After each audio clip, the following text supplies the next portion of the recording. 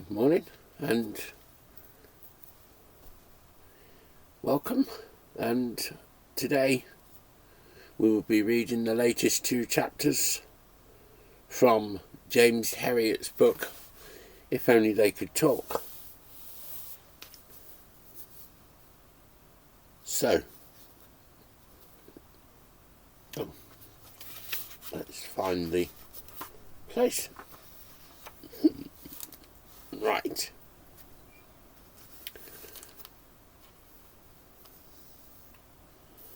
So chapter 15 of If Only They Could Talk by James Herriot.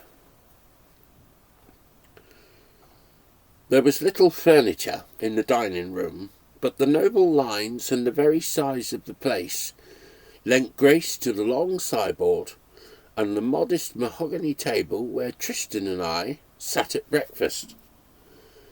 The single large window was patterned with frost, and in the street outside the footsteps of the passers-by crunched in the crisp snow. I looked up from my boiled egg as a car drew up. There was a stamping in the porch, the outer door banged shut, and Siegfried burst into the room. Without a word he made for the fire and hung over it, leaning his elbows on the great marble mantelpiece. He was muffled almost to the eyes in greatcoat and scarf, but what you could see of his face was purplish blue. He turned a pair of steaming eyes to the table. "A milk fever up at old Heseltine's. One of the high buildings. God, it was cold up there. I could hardly breathe." As he pulled off, streaming eyes that should be, not steaming. As he pulled off his gloves and shook his numbed fingers in front of the flames, he darted sidelong glances at his brother. Tristan's chair was nearest the fire, and he was enjoying his breakfast as he enjoyed everything, flapping the butter happily onto his toast and whistling as he applied the marmalade. His Daily Mirror was balanced against the coffee pot. You could almost see the waves of comfort and contentment coming from him. Siegfried dragged himself unwillingly from the fire and dropped into a chair. "I'll just have a cup of coffee, James. Heseltine was very kind. Asked me to sit down and have breakfast with him. He gave me a lovely slice of home-fed bacon. A bit fat, maybe, but what a flavour. I can taste it now." He put down his cup with a clatter. "You know, there's no reason why we should have to go to the grocer for our bacon and eggs. There's a perfectly good hen house at the bottom of the garden, and a pigsty in the yard with a boiler for the swill. All our household waste could go towards feeding a pig. We'd probably do it quite cheaply." He rounded on Tristan, who had just lit a woodbine and was shaking out his mirror with the air of ineffable pleasure which was peculiar to him. "And it would be a useful job for you. You're not producing much sitting around here on your arse all day. A bit of stock-keeping would do you good." Tristan put down his paper as though the charm had gone out of it. "Stock-keeping?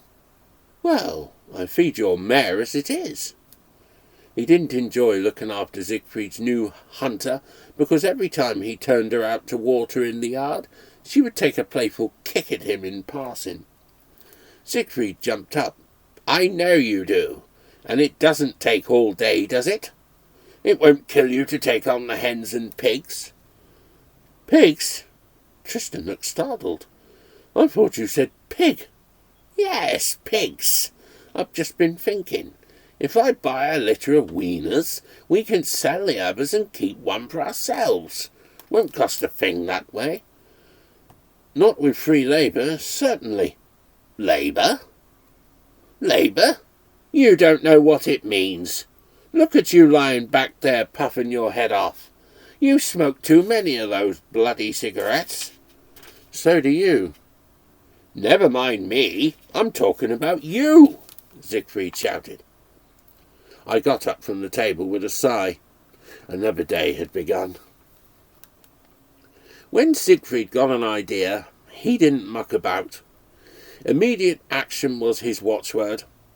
Within 48 hours, a litter of 10 little pigs had taken up residence in the sty, and 12 light Sussex pullets were pecking about behind the wire of the hen house. He was particularly pleased with the pullets. "Look at them, James. Just on point of lay, and a very good strain too. There'll be just a trickle of eggs at first, but once they get cracking, we'll be snowed under. Nothing like a nice fresh egg warm from the nest." It was plain from the first that Tristan didn't share his brother's enthusiasm for the hens. I often found him hanging about outside the hen house, looking bored and occasionally throwing bread crusts over the wire.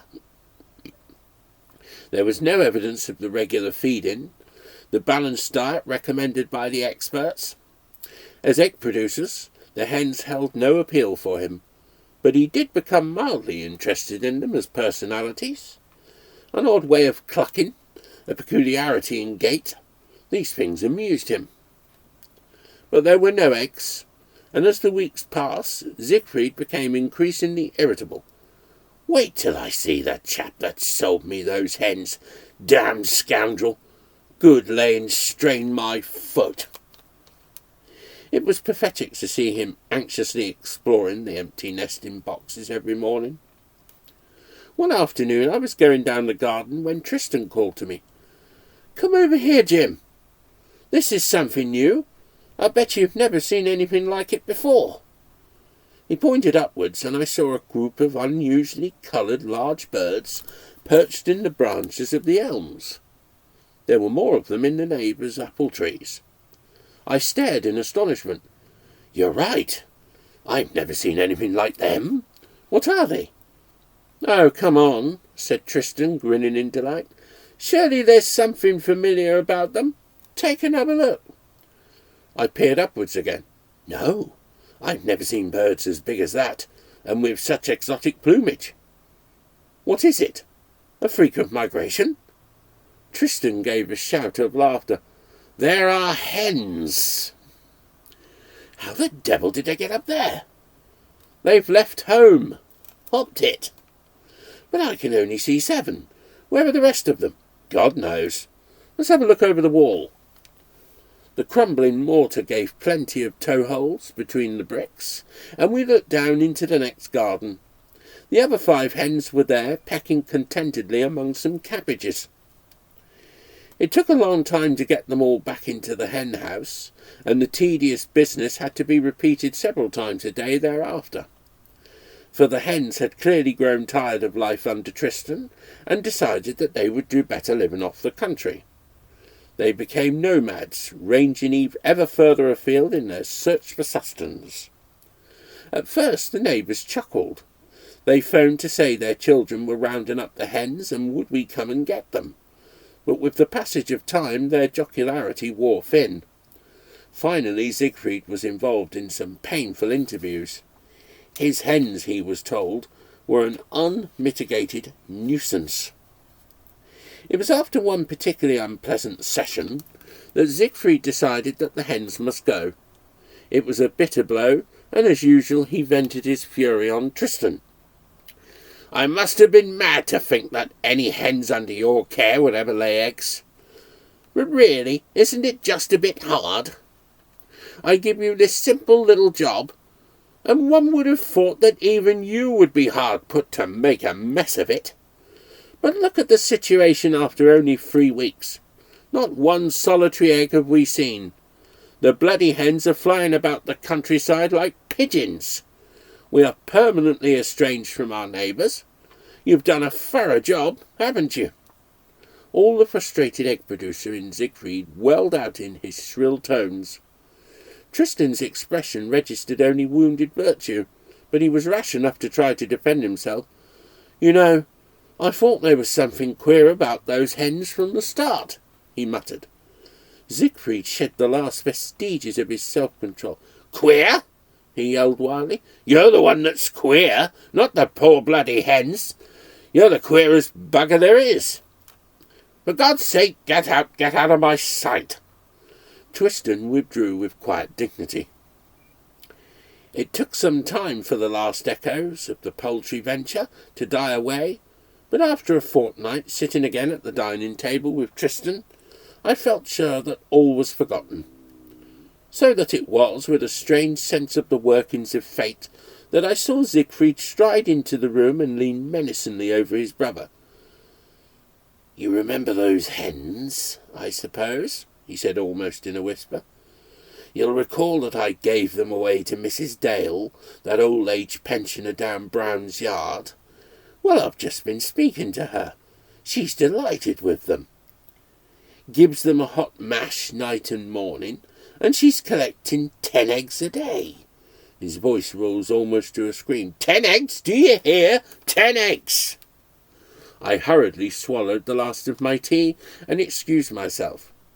I trotted along the passage, out the back door and up the garden to my car. On the way I passed the empty hen house. It had a forlorn look.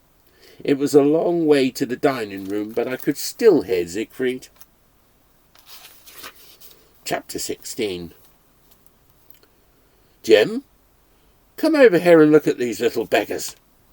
Tristan laughed excitedly as he leaned over the door of the pigsty. I walked across the yard. "What is it?" "I've just given them their swill and it's a bit hot. Just look at them." The little pigs were seizing the food, dropping it and walking suspiciously round it. Then they would creep up, touch the hot potatoes with their muzzles, and leap back in alarm. There was none of the usual mealtime slobbering, just a puzzled grunting. Right from the start, Tristan had found the pigs more interesting than the hens, which was a good thing because he had to retrieve himself after the poultry disaster. He spent a lot of time in the yard, sometimes feeding or mucking out, but more often resting his elbows on the door, watching his charges. As with the hens, he was more interested in their characters than their ability to produce pork or bacon. After he poured the swill into the long trough, he always watched, entranced, while the pigs made their first rush. Soon, in the desperate gobbling, there would be signs of uneasiness. The tiny animals would begin to glance sideways till their urge to find out what their mates were enjoying so much became unbearable. They would start to change position frantically, climbing over each other's backs and falling into the swill. Old Boardman was a willing collaborator, but mainly in an advisory capacity. Like all countrymen, he considered he knew all about the husbandry and diseases of animals, and it turned out pigs were his speciality. There were long conferences in the dark room under the Bairnsfather cartoons, and the old man grew animated over his descriptions of the vast, beautiful animals he had reared in that very sty. Tristan listened with respect because he had solid proof of Boardman's expertise in the way he handled the old brick boiler. Tristan could light the thing, but it went out if he turned his back on it. But it was docile in Boardman's hands. I often saw Tristan listening wonderingly to the steady blub-blub while the old man rambled on, and the delicious scent of cooking pig potatoes drifted over them both. But no animal converts food more quickly into flesh than a pig, and as the weeks passed, the little pink creatures changed with alarming speed into 10 solid, no-nonsense porkers. Their characters deteriorated too. They lost all their charm. Mealtimes stopped being fun and became a battle with the odds, growing heavier against Tristan all the time. I could see that it brought a lot of colour into old Boardman's life, and he always dropped whatever he was doing when he saw Tristan scooping the swill from the boiler. He obviously enjoyed watching the daily contest from his seat on the stone trough, Tristan bracing himself, listening to the pigs squealing at the rattle of the bucket, giving a few fearsome shouts to encourage himself, then shooting the bolt and plunging up among the grunting, jostling animals. Broad, greedy snouts forcing into the bucket, sharp feet grinding his toes, heavy bodies thrusting against his legs. I couldn't help smiling when I remembered the light-hearted game it used to be. There was no laughter now. Tristan finally took to brandishing a heavy stick at the pigs before he dared to go in. Once inside, his only hope of staying on his feet was to clear a little space by beating on their backs. It was on a market day when the pigs had almost reached bacon weight that I came upon Tristan sprawled in his favourite chair. But there was something unusual about him. He wasn't asleep, no medicine bottle, no woodbines, no Daily Mirror. His arms hung limply over the sides of the chair. His eyes were half closed and sweat glistened on his forehead. "Jim," he whispered, "I've had the most hellish afternoon I've ever had in my life." I was alarmed at his appearance. "What's happened?" "The pigs," he croaked. "They escaped today." "Escaped? How the devil could they do that?" Tristan tugged at his hair. "It was when I was feeding the mare. I gave her hay and thought I might as well feed the pigs at the same time. You know what they've been like lately. Well, today they went berserk. Soon as I opened the door they charged out in a solid block, sent me up in the air, bucket and all, then ran over the top of me." He shuddered and looked up at me wide-eyed. "I'll tell you this, Jim. When I was lying there on the cobbles, covered with swill and that lot trampling on me, I thought it was all over. But they didn't savage me. They belted out through the yard door at full gallop." "The yard door was open then?" "Too true it was. I would just choose this day to leave it open." Tristan sat up and wrung his hands. "Well, you know, I thought it was all right at first. You see, they slowed down when they got into the lane and trotted quietly round into the front street with Boardman and me hard on their heels. They formed a group there. Didn't seem to know where to go next. I was sure we were going to be able to head them off. But just then one of them caught sight of itself in Robson's shop window." He gave a remarkable impression of a pig staring at its reflection for a few moments, then leaping back with a startled grunt. "Well, that did it, Jim. The bloody animal panicked and shot off into the marketplace at about 50 miles an hour with the rest after it." I gasped. 10 large pigs loose among the packed stalls and market day crowds was difficult even to imagine. Oh God, you should have seen it. Tristan fell back wearily into his chair. Women and kids screaming, the stall holders, police and everybody else cursing me. There was a terrific traffic jam too, miles of cars tooting like hell, while the policeman on point duty concentrated on browbeating me. He wiped his brow. "You know that fast-talking merchant on the china stall? Well, today I saw him at a loss for words. He was balancing a cup on his palm and in full cry when one of the pigs got its forefeet on his stall and stared him straight in the face. He stopped as if he'd been shot. Any other time it would have been funny, but I thought the perishing animal was going to wreck the stall. The counter was beginning to rot when the pig changed its mind and made off." "What's the position now?" I asked. "Have you got them back?" "I've got 9 of them back," Tristan replied, leaning back and closing his eyes. "With the help of almost the entire male population of the district, I've got 9 of them back.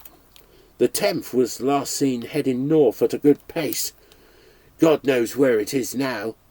Oh, I didn't tell you. One of them got into the post office. Spent quite some time in there." He put his hands over his face. "I'm for it this time, Jim. I'll be in the hands of the law after this lot. There's no doubt about it." I leaned over and slapped his leg. "Oh, I shouldn't worry. I don't suppose there's been any serious damage done." Tristan replied with a groan. "But there's something else. When I finally closed the door after getting the pigs back in their sty, I was on the verge of collapse. I was leaning against the wall, gasping for breath, when I saw the mare had gone. Yes, gone. I'd gone straight out after the pigs and forgot to close her box. I don't know where she is. Boardman said he'd look around. I haven't the strength." Tristan lit a trembling woodbine. "This is the end, Jim. Siegfried will have no mercy this time." As he spoke, the door flew open, and his brother rushed in. "What the hell is going on?" he roared. "I've just been speaking to the vicar, and he says my mare is in his garden eating his wallflowers. He's hopping mad, and I don't blame him. Go on, you lazy young scoundrel. Don't lie there. Get over to the vicarage this instant and bring her back." Tristan did not stir. He lay inert, looking up at his brother. His lips moved feebly. "No," he said. "What's that?" Siegfried shouted incredulously. "Get out of that chair immediately. Go and get that mare." "No," replied Tristan. I felt a chill of horror. This sort of mutiny was unprecedented. Siegfried had gone very red in the face, and I steeled myself for an eruption, but it was Tristan who spoke. "If you want your mare, you can get her yourself." His voice was quiet, with no note of defiance.